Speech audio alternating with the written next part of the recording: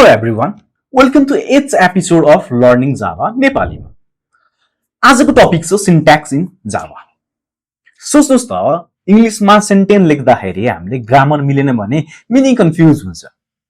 त्यसरी नै जावामा पनि कोड लेख्दा सर्टेन रुलहरु हामीले फलो गर्नुपर्छ। यो रुललाई हामीले सिन्ट्याक्स भनिन्छ। जावाको सिन्ट्याक्स भनेको जावाको कोड लेख्ने एउटा तरिका हो र फर्मुला हो। है कुन वर्ड कहाँ लेख्ने, ब्राकेटलाई कहाँ लगाउने, सेमिकोलन कहाँ लेख्ने, क्लास कसरी बनाउने हो अनि आउटपुट कसरी देखाउने, यिनी सबै कुराहरू सिन्ट्याक्स भित्र नै पर्छ। बिगिनरहरूलाई सिन्ट्याक्स बुझ्न धेरै इम्पोर्टेन्ट छ किनभने जावाले स्मल मिस्टेकमा पनि एरर देखाउँछ। जस्तै हाम्रो ग्रामरको केसमा स्पेलिङ मिस्टेक भयो भने केही प्रब्लम हुँदैन नि, हामीले के बोल्दाखेरि हो अथवा हामीले कपीमा लेख्दाखेरि केही प्रब्लम हुँदैन। तर चाहिँ हाम्रो चाहिँ प्रोग्रामिङमा चाहिँ एउटा सानो मिस्टेकले पनि के गर्छ त प्रोग्राममा पुरै एरर आउँछ। फर एक्जाम्पल एउटा सेमिकोलन छुट्यो भने प्रोग्राम रनै हुँदैन। एउटा क्यापिटल लेटर मिस्टेक भयो भने पनि एरर देखाउँछ अब्भियसली। रियल लाइफमा सिन्ट्याक्सको आइडिया धेरै सिम्पल छ। क्याल्कुलेटरमा फर्मुला मिलेन भने एन्सर गलत आउँछ। अनलाइन फर्ममा रिक्वायर्ड फिल्ड छोड्यो भने सबमिट हुँदैन। जावामा सिन्ट्याक्स मिलेन भने प्रोग्राम कम्पाइल हुँदैन। सो आजको भिडियोमा हामीले basic structure, main method, bracket, semicolon र सिम्पल प्रिन्ट स्टेटमेन्टबाट बुझ्ने ट्राई गर्छौं। कोडिङ सेक्सनमा एक्जाम्पल हेरे तपाईलाई जावा कोड कसरी रेडी गर्ने भन्ने कुरा चाहिँ मैले क्लियर गराउँछु। अब धेरै समय नलगाइकिन कोडिङ र एक्जाम्पलबाट चाहिँ यो टपिक हामी बुझ्छौं। सो अब हामीले चाहिँ एउटा सिन्ट्याक्सको एक्जाम्पल हेर्छौं। सो सिन्ट्याक्सको एक्जाम्पल एक्चुअलीमा भन्नुपर्दा आजको केही नयाँ एक्जाम्पल हुनेवाला त छैन। हामीले जति पनि एक्जाम्पल्सहरु अहिलेसम्म गरिसकेका छौं त्यसलाई पनि हामीले एउटा एक्जाम्पलको रूपमा चाहिँ लिन सकिन्छ है। सो म एउटा प्याकेज नै बनाउँछु, सिन्ट्याक्स डेमो भन्छु है म चाहिँ। न्यू क्लास सिन्ट्याक्स डेमो हैन, मेन। अलराइट, सो सिन्ट्याक्स भनेको बेसिकली के हो भन्दा जावाले दिएको फर्मुला हो। जावाले के भनिरहेछ फर्मुला हुन्छ भन्दा मलाई क्लास बनाउनु छ भने मैले के लेख्नु पर्यो, पब्लिक क्लास, क्लासको नेम, कर्ली ब्राकेट लेख्नु पर्यो, कर्ली ब्राकेट बाहिर राख्नु पर्यो। अब यदि मैले यसलाई बाहिर राखिदिएँ अरे, फर एक्जाम्पल कन्ट्रोल एक्स गरेर बाहिर राखिदिएँ अरे, के भइदियो भन्दा त जावाको रुल अनुसार नै भएन। सिन्ट्याक्स भनेको बेसिकली रुल नै हो। सो रुल ब्रेक भयो। सिन्ट्याक्सले के भन्छ अथवा रुलले के भन्छ भन्दा कुनै पनि मेथड्सहरु चाहिँ क्लास भित्र हुनुपर्छ भन्दियो। तर मैले यो मेथडलाई कहाँ राखे त क्लास बाहिर। कसरी थाहा भयो त क्लास बाहिर छ भनेर भन्दा यसले डिफाइन गर्छ। कर्ली ब्राकेट ओपन र क्लोज गर्दाखेरि बीचमा हो भने क्लास भित्र पर्यो, यदि यो भित्र यो दुईटा भन्दा बाहिर लेखिन्छ भने त्यो चाहिँ यो आउट अफ द स्कोप भयो। द्याट्स वाइ एरर देखाइदिरहेको छ है। सिमिलर वेमा मैले चाहिँ मेन मेथड बनाउँदाखेरि यो ब्राकेट युज गरे, ओपन गरे, क्लोज गर्न बोले। सिन्ट्याक्स अनुसार के हुनु पर्यो, ओपन गर्ने बित्तिकै हरेक कुरा क्लोज हुनै पर्छ मोस्ट अफ द केसमा ब्राकेटको कुराहरु है। सिमिलर वेमा ब्राकेट अगाडिको ब्राकेट ओपन गरे, क्लोज गर्न बोले, यो पनि एउटा सिन्ट्याक्समा पर्छ।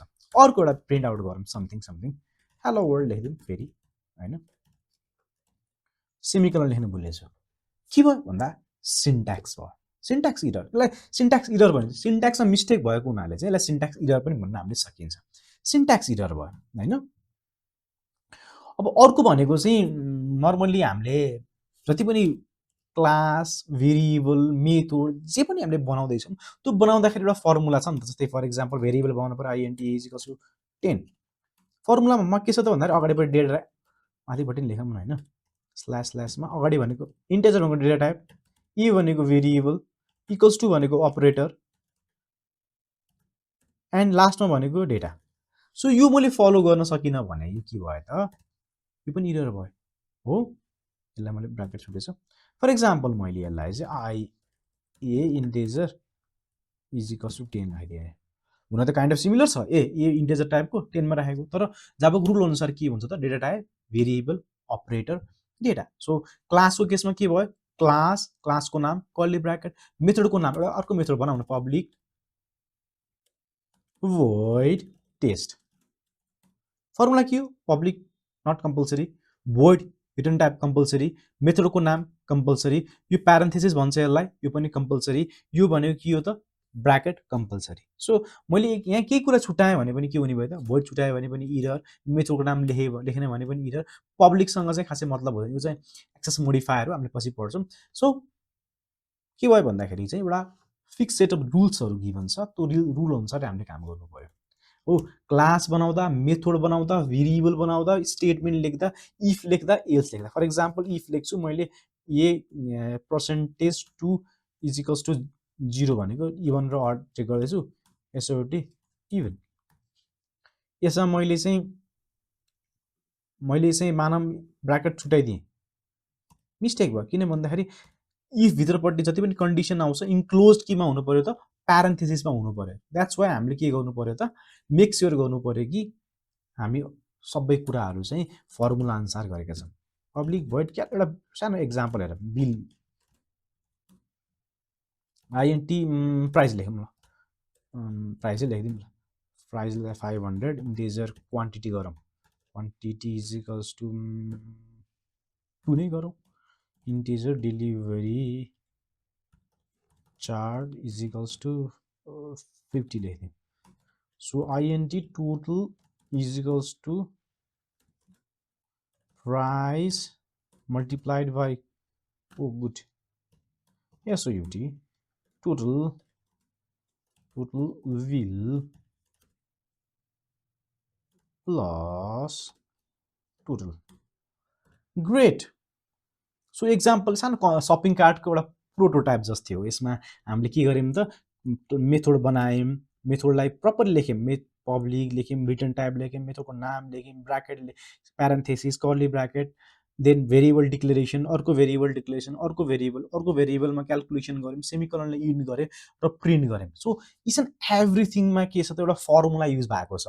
मैले यसमा चेन्ज गर्न मिल्ने भनेको भेरिएबलको नामहरू मात्रै हो, तर पोजिसन चेन्ज गर्नु मिल्दैन, टोटल अगाडि इन्टिजरलाई पछाडि लेख्नु मिल्दैन। सो नामहरू चेन्ज गर्नु मिल्छ, कतिपय ठाउँमा केही कुराहरू अप्सनल छन्, जस्तै पब्लिक इज अप्सनल, यसलाई मैले प्राइभेट बनाउनु पनि सक्छु होइन। तर त्योभन्दा बाहेकको केही कुराहरू यसलाई नलेखे पनि हुन्छ।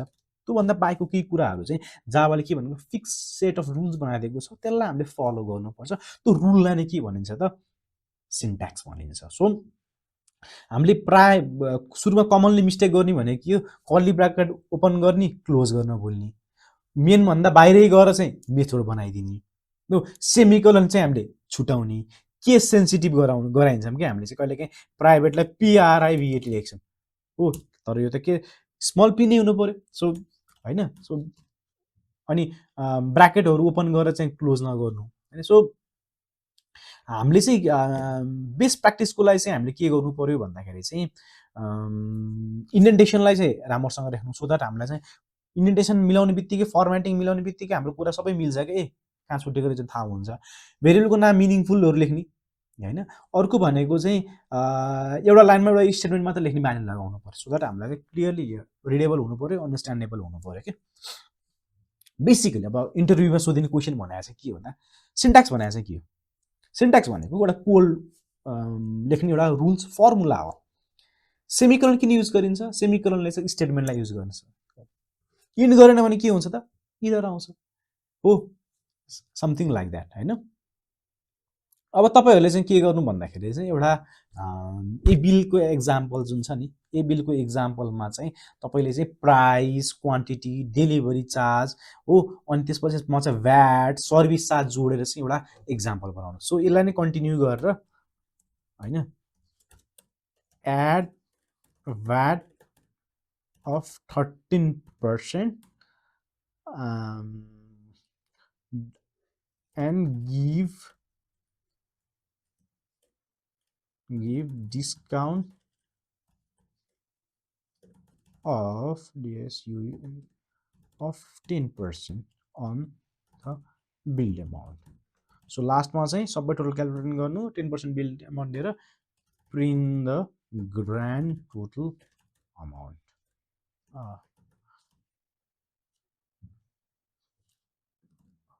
Okay, so this is your question. Question भएपछि चाहिँ कमेन्ट डाउन है, कमेन्टमा लेख्नु होला। ओके, सो आजको लेसनमा हामीले सिन्ट्याक्स इन जावाको बेसिक आइडिया बुझ्यौँ।